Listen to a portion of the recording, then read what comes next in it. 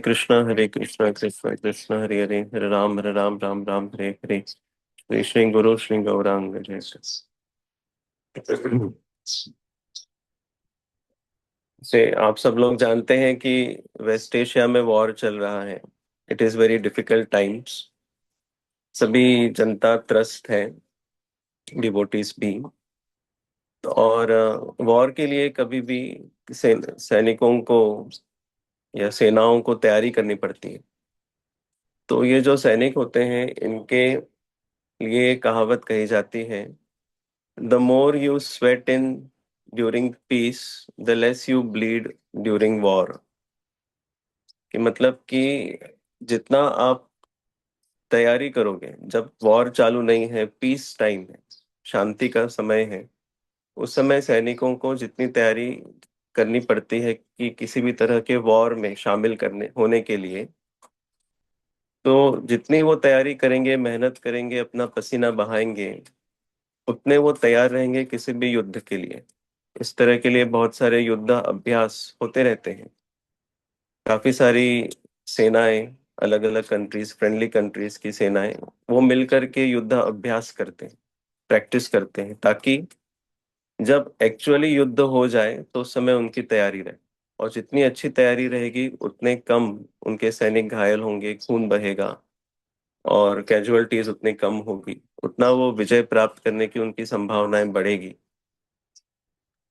तो प्रभुपाद भी ये उक्ति को कोट करते हैं, महाराज भी इस उक्ति को कोट करते हैं, और बताते हैं कि हम लोग जो साधक है, वो भी सैनिकों की तरह ही, हमारी जो परीक्षा होगी वो अंतिम समय में होगी। वो हमारे लिए एक तरह से एक युद्ध होगा, क्योंकि माया के प्रवाह और माया के प्रभाव के अगेंस्ट हमको हमारी चेतना को संभाल कर रखना है, और चेतना को भगवान में लगाए रखना है। किंग कुलशेखर कहते थे कि कृष्ण त्वदीय पद पंकज पंजरांतम, अद्यैव विशतु मे मानस राजहंस, प्राण प्रयाण समये कफवात पित्तौ, कंठावरोधन विधौ स्मरणम कुतस्ते। जब प्राण प्रयाण का समय आएगा, अंतिम समय आएगा, तब कफवात पित्त से ये बॉडी त्रस्त हो जाएगी, कंठ अवरुद्ध हो जाएगा।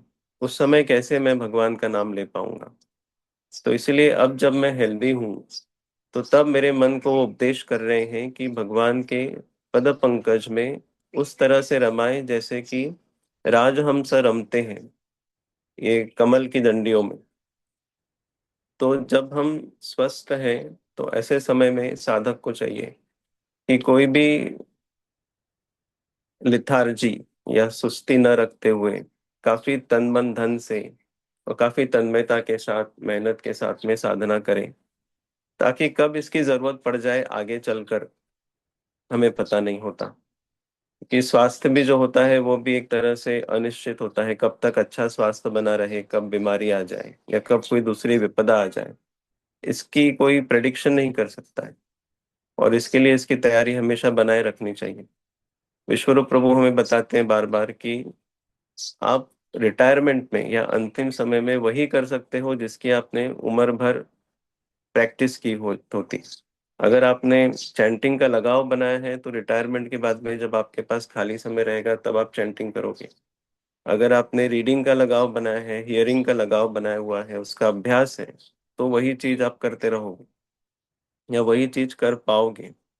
कोई नई हॉबी या नया प्रैक्टिस, ओल्ड डॉग को न्यू ट्रिक सिखाना मुश्किल होता है, जैसे इंग्लिश में कहते हैं, उस तरह से नया कोई अभ्यास बाद में अंतिम समय में या उसके पहले शुरू करना मुश्किल होता है।